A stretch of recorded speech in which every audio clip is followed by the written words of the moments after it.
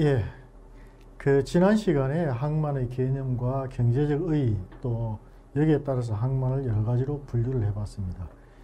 지난 시간 강의를 종합적으로 보면은 스리랑카의 경우에도 입지적인 위치는 상당히 이제 제가 볼 때는 항만을 건설하기에 좋은 위치에 있다고 볼 수 있습니다.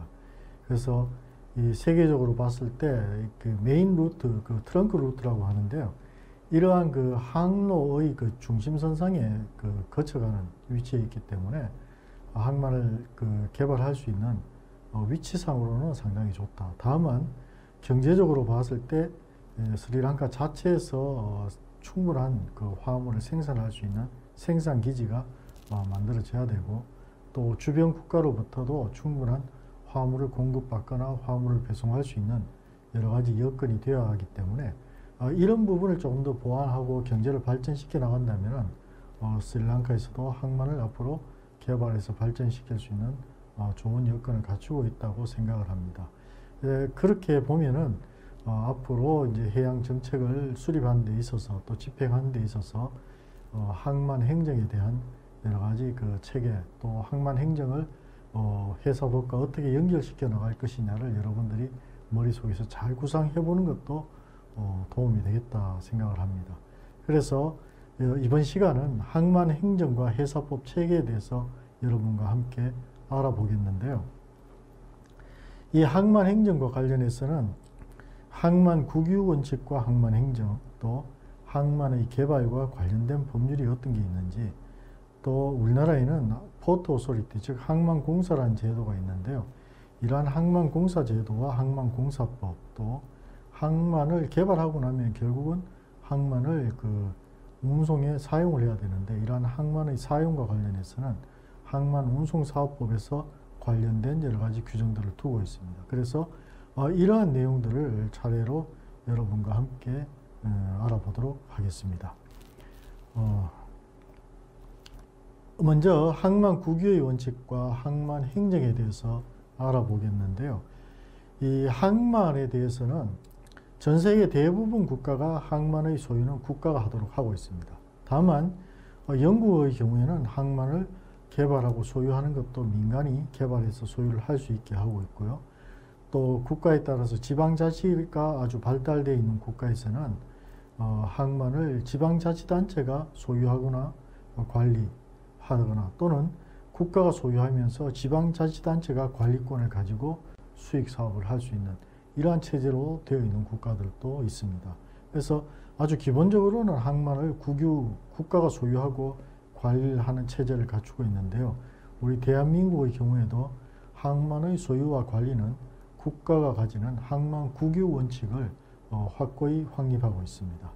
따라서 항만의 소유와 관리는 국가가 가지고 있기 때문에 이러한 소유와 관리를 실질적으로 하고 있는 것은 이러한 행정기관인 해양수산부가 관리를 하고 있다, 이렇게 볼 수 있겠습니다. 여기서 항만의 소유와 관리라고 할 때 관리는 항만의 사용과 수익권을 가지는 것을 항만관리라고 볼 수가 있겠습니다. 그래서 기본적으로 해양수산부가 항만을 소유하고 관리를 하는데요. 어항이나 지방항으로 지정된 경우, 즉 어촌에서 사용하는데 어선들이 사용하는 어항이나 그 다음에 지역에서 무역항으로 개방되어 있지 않고 지역에서만 사용되는 지방항의 경우에는 항만의 소유는 국가가 하지만은 항만의 관리권은 지방자치단체에 위임함으로써 지방자치단체가 사용 수익권을 가지고 있다, 이렇게 볼 수 있겠습니다.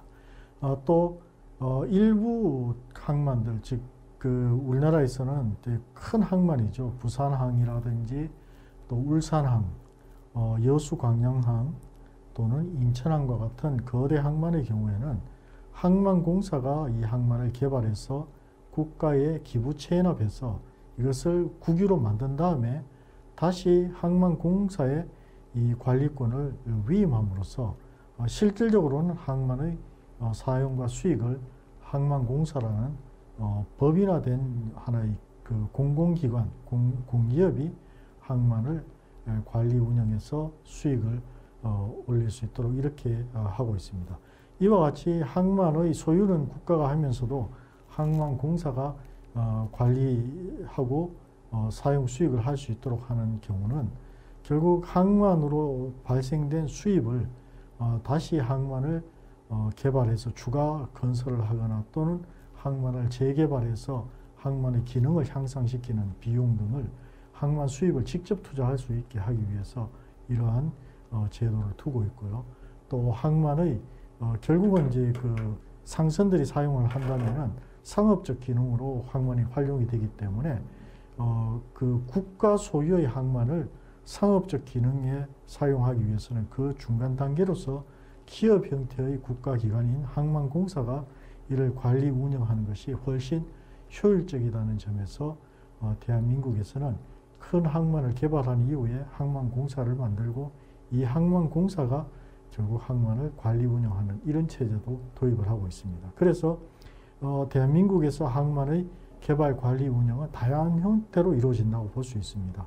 국가가 직접 개발해서 관리 운영하는 경우도 있고 국가가 개발하거나 항만공사가 개발해서 국가 소유로 귀납시킨 후에 다시 이것을 항만공사가 관리권을 위임받아서 관리하는 이러한 경우도 있고 또 국가가 개발해서 어항이나 지방항과 같이 지방자치단체 이를 관리 운영하도록 넘겨주는 경우도 있고 또 일부 항만의 경우에는 산업항으로 사용하기 위해서 그 기업이 직접 항만을 개발해서 국가에 귀속시킨 다음에 일정 항만 개발 비용에 건설 비용에 해당하는 기간만큼 항만을 무상으로 사용하도록 하는 이러한 형태도 많이 사용을 하고 있습니다.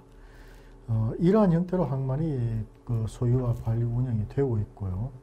이러한 항만을 우선 개발해야만 항만을 그 관리를 할 수 있는데요.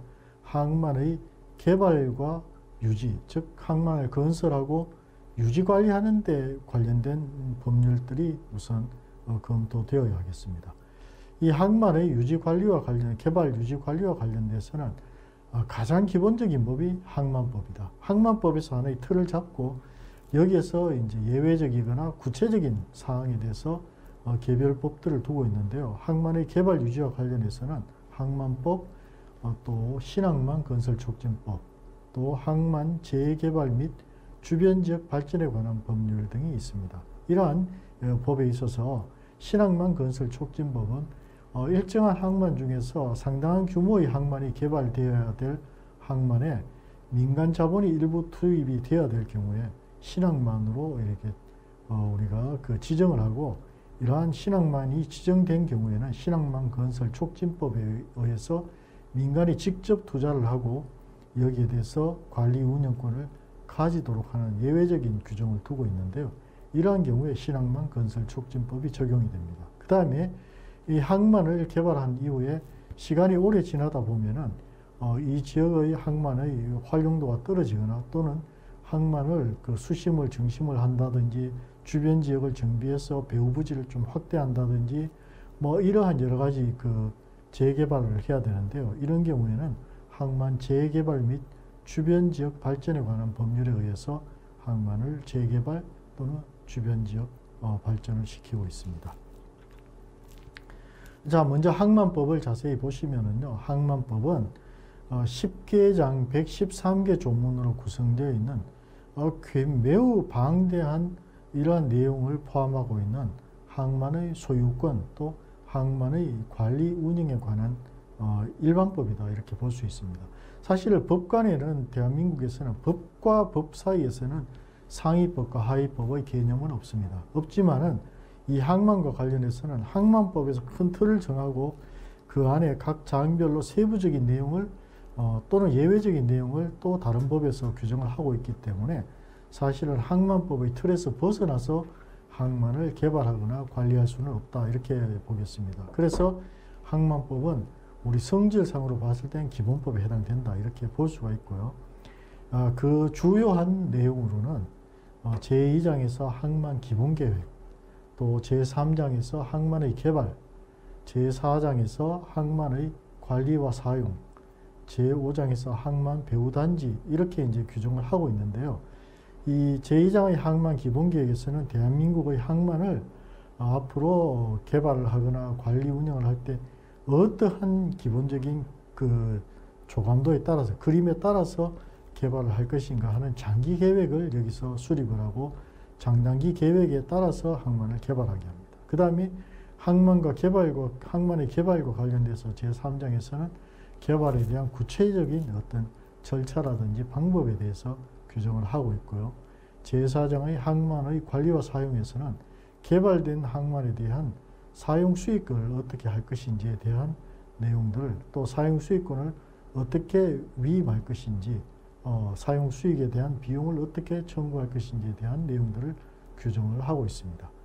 또 제5장에서는 항만이 결국은 제 기능을 하기 위해서는 항만 배후단지가 충분히 개발이 되어 있어야 하고, 그 배후단지에서 화물을 생산하거나 임시 보관을 하거나 또 제2차 가공을 해서 수출입을 하거나 또 해외에서 들어온 중간 제품을 여기서 완제품으로 생산을 해서 이것을 다시 수출하는 역할을 하기 때문에 이러한 항만 배후단지는 일종의 그 항만 산업과 함께 산업기지로서 역할을 하는 중요한 기능을 하고 있습니다. 그래서 항만 배후단지의 개발과 관리 운영과 관련된 내용들을 제5장에서 규정을 하고 있습니다.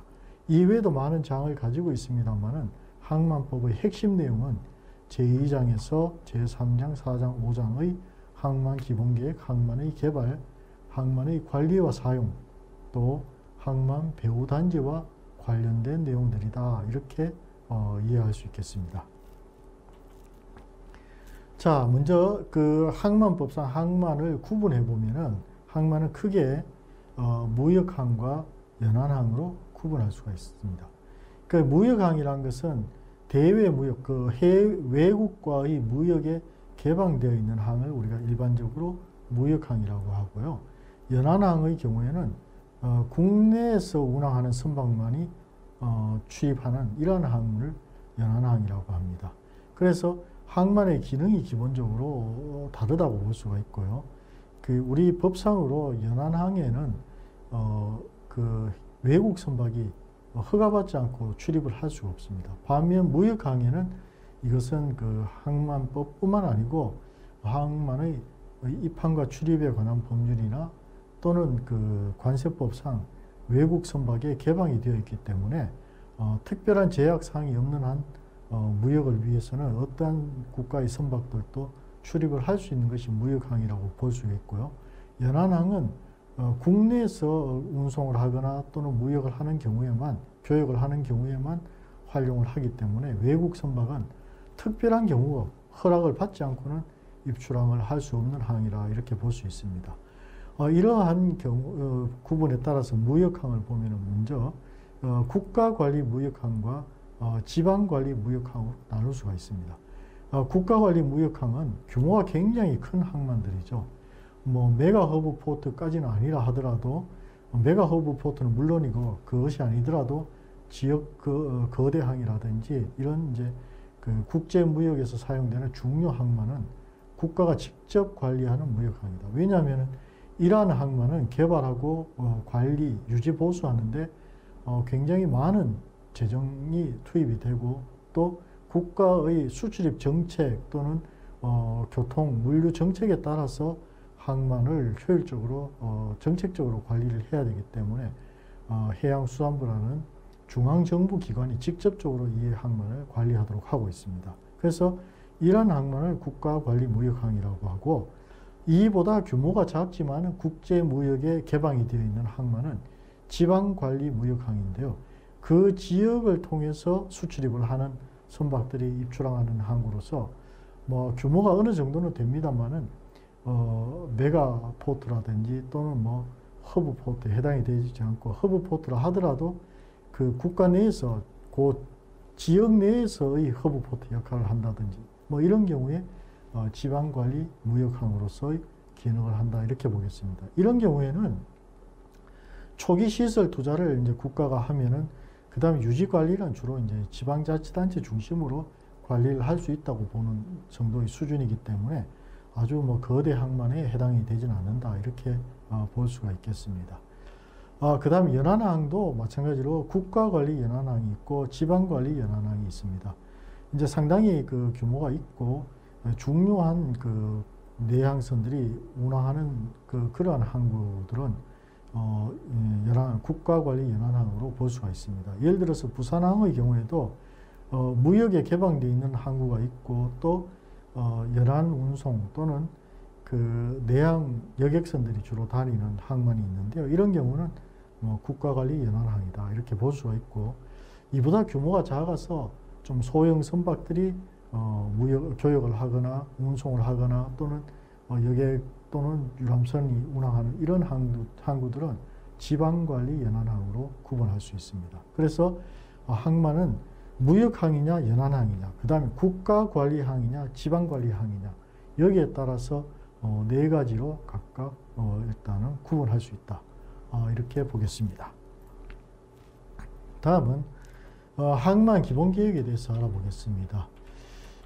항만 기본계획은 10년 단위로 그 해양수산부 장관이 수립을 하게 됩니다. 그래서 큰 틀에서 봤을 때 10년 단위로 우리나라 경제 발전 정도, 수출입 무역에서 항만이 부족한지 아니면 여유가 있는지에 따라서 10년 단위로 항만 기본계획을 수립을 하게 되고요. 이러한 그 항만 기본계획은 중앙정부에서 해운 항만 업무를 총괄하는 해양수산부 장관이 이를 수립하도록 하고 있습니다. 그래서 현재까지는 대한민국은 수출입 물동량이 지속적으로 계속 늘어나고 있고, 그 다음에 굉장히 그 빠른 속도로 무역량이라든지 경제가 발전해 왔기 때문에 지속적으로 항만을 아주 대규모로 개발을 해 왔습니다. 왔지만은 앞으로 항만이 예를 들어서 더 이제 그 화물이 폭증을 하려면은 많은 그 화물이 생산이 되고 이 물동량 양적으로 많은 화물이 생산이 되는 것이 중요한데, 현재 대한민국의 경우에는 그 수출입 물동량은 항만을 통해서 99.7%를 처리를 합니다. 즉 배로 운송하는 게 99.7%인데 실제 그 수출 액수 금액을 따지면은 인천공항이 부산항보다가 더 많은 금액의 화물을 수출을 하고 있습니다. 그 이유는 반도체라든지 이런 그 고가 경량 화물이 우리나라의 주력 수출 화물로 지금 떠오르고 있기 때문에 이제 그 생산되는 물건, 즉 수출입 물동량의 어떤 그 패턴이 이제 달라지고 있죠. 이런 형태가 더 이제 발달하게 되면은 첨단 기술이 들어가고 경량 화물, 경량 소량 화물이 주력이 된다면은 아무래도 해상 물동량은 상대적으로 줄어들 수밖에 없기 때문에 이 경우에는 이제 항만 개발 속도가 상대적으로 좀 늦어질 수 있다 이렇게 볼 수 있습니다. 오히려 이 경우에는 앞으로 자율운항 선박이라든지 무인 선박의 개념이 이제 확대가 되면서 실제 취항을 하게 되면 여기에 적합하게 기존의 항만들을 이제 현대화시키고 그 뭐라 할까요? 그 AI를 통한 자율운항 선박이 자율적으로 접안하고 이완할 수 있는 이런 형태의 첨단 항만으로 또 개발이 되어야 되기 때문에 이런 형태로 항만 개발이 또 이루어질 수가 있습니다. 그래서 10년 단위로 하는 것은 이런 전체적인 경제 상황이나 기술 발전 속도 또 상황에 따라서 항만 기본 계획을 계속 수정을 해가면서 수립을 하도록 하고 있는 것입니다. 이러한 항만 기본 계획의 내용에는 첫째, 항만의 이 구분 및 그 위치 등에 관한 사항이 들어가야 되고요. 이제 항만을 아까 이제 설명드릴 때 그 네 가지로 구분을 했지 않습니까? 국가관리 항만, 지역관리 항만, 그 다음에 무역항과 그 다음에 연안항으로 구분했는데, 이러한 항만의 구분 또 그 위치에 대한 사항, 어디에다 만들 것이냐, 관리할 것이냐, 뭐 또 변경할 것이냐 이런 걸 정해야 되겠죠. 그 다음에 항만의 관리 운영 계획에 관한 사항, 이 항만을 국가가 개발해서 국가가 그대로 관리 운영할 것이냐, 아니면 항만공사로 이관을 시킬 것이냐, 위임할 것이냐, 아니면은 민간 기업이나 국영 기업의 전용항으로 사용하도록 위탁을 할 것이냐, 아니면은 뭐 예를 들어서 국가항만으로 사용했는데 국가관리 항만인데 지방자치단체가 관리하는 항만으로 전환할 것이냐.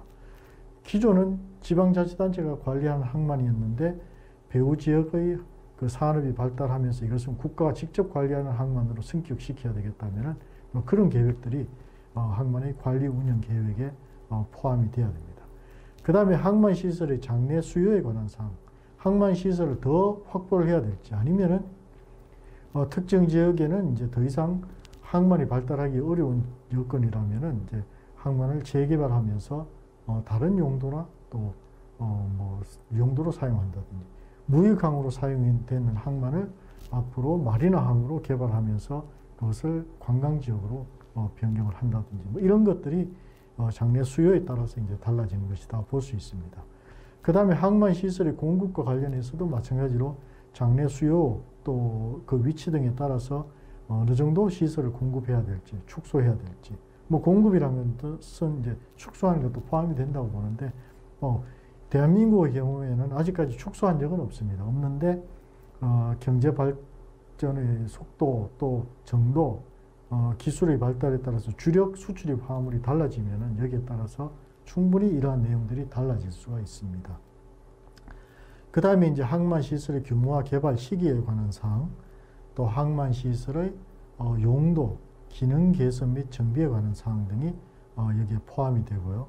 그 다음에 항만을 만들면은 항만의 연계 수송망 구축에 관한 사항이 굉장히 중요합니다. 왜냐하면은 이 대한민국의 경우에는 예를 들어서 그 부산항에서 이제 전국의 화물 중에서 한 절반 정도를 처리하는데요.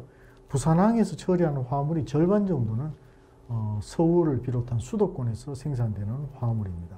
그러면은 수도권에서 생산되는 화물이 부산항으로 올 때 이 화물을 어떤 철도로 운송할지 도로 자동차로 운송할지 아니면은 연안의 그 바다를 통해서 소형 선박으로 이동을 시킬지 그 다음에 생산하기 위해서는 원자재가 수입이 돼야 되는데 원자재를 부산항으로 바로 가져올지 아니면 부산항에 들어왔는 것을 서울이나 인천으로 가져갈 때 배로 가져갈지 아니면은 자동차로 갈지 기차로 갈지 이러한 연계 수송망을 확실하게 구축하지 못하면은 물류망이 그 마비가 됩니다. 그래서 이것이 이제 굉장히 중요한 것은 과거 우리가 한 20년 전만 해도 대한민국의 연계 수송망이 상당히 부족했기 때문에 항만이 항상 부족한 현상이 발생했습니다. 물론 항만 물동량이 폭증하는 영향도 있었지만은 물동량이 많이 들어오더라도 연계 수송망에 의해서 즉시 화물이 짧은 시간 내에 그 목적지까지 이동이 되어 버리면은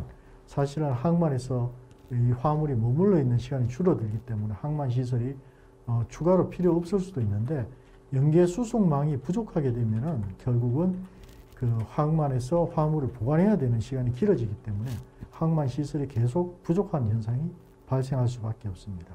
그래서 이러한 연계 수송망과 항만의 개발, 규모 이런 것들이 서로 연계시킬 수 있기 때문에 이것도 항만 기본계획에 10년 단위로 계속 업데이트해서 반영을 해야 됩니다.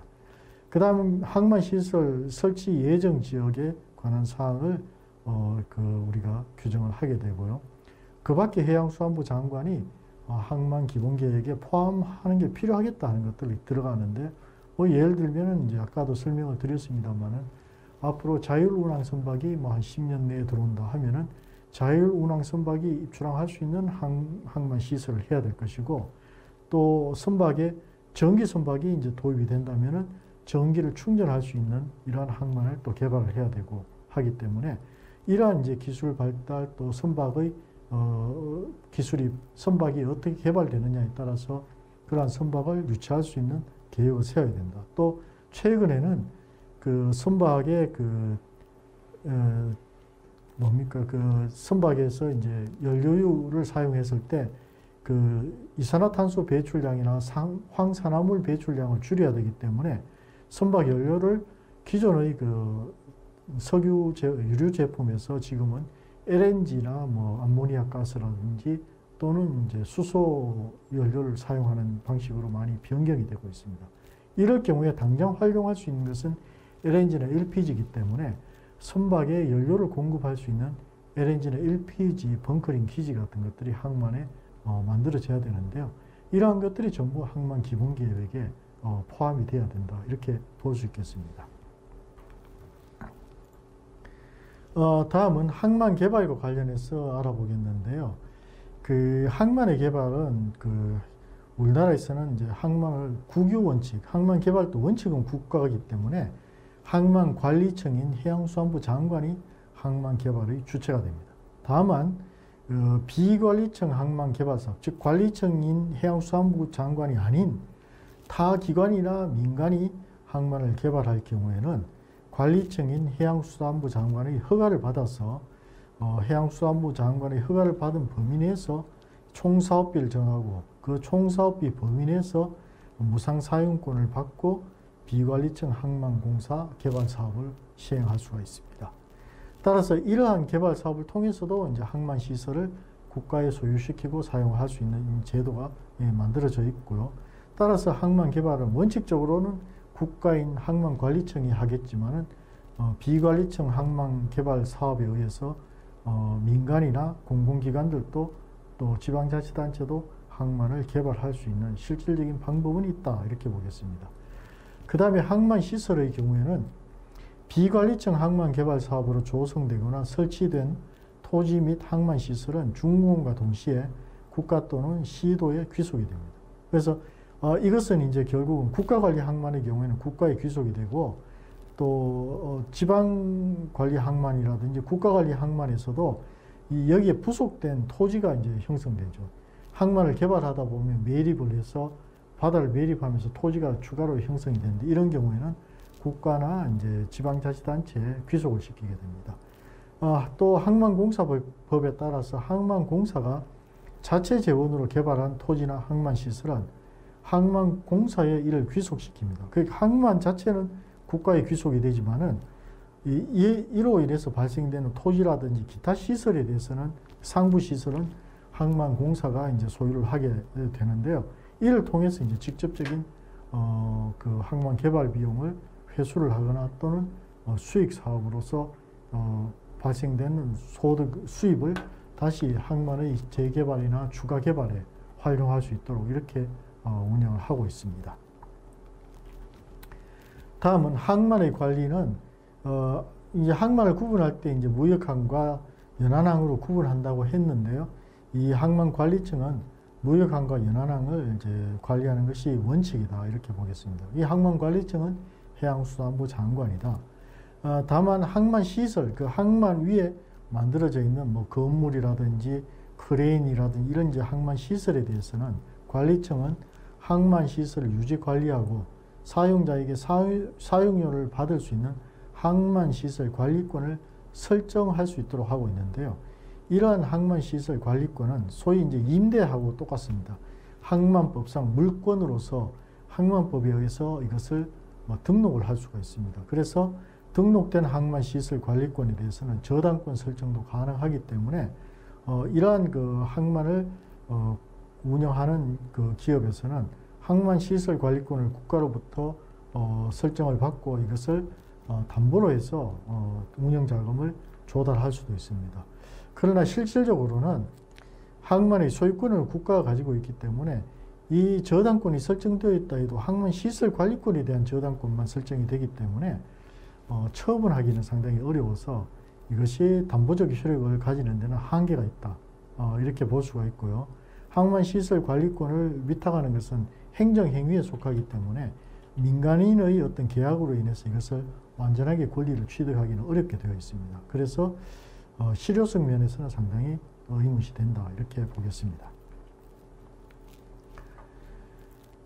다음은 항만시설의 사용과 관련해서는 관리청에 사용 방법을 신고해야 됩니다. 이제 항만 자체를 국가가 소유하기 때문에 항만시설의 사용에 대해서도 항만의 목적에 맞게 사용이 되어야 되겠죠. 그래서 국가가 이것을 사용하게 되어 있고요. 항만시설의 사용 방법은 해양수산부 장관의 허가를 받거나 또는 해양수산부 장관과 임대 계약을 체결하거나 항만시설 운영자와 임대 계약을 체결하거나 사용 허가를 받은 자와 임대 계약을 체결하거나 임대 계약자의 승낙을 받아서 사용을 할 수가 있습니다. 또 항만시설 사용을 할 때는 시설 사용료를 징수할 수 있는데요. 관리청이나 항만시설 운영자, 임대 계약자는 항만시설 사용자로부터 사용료를 징수할 수가 있도록 되어 있습니다.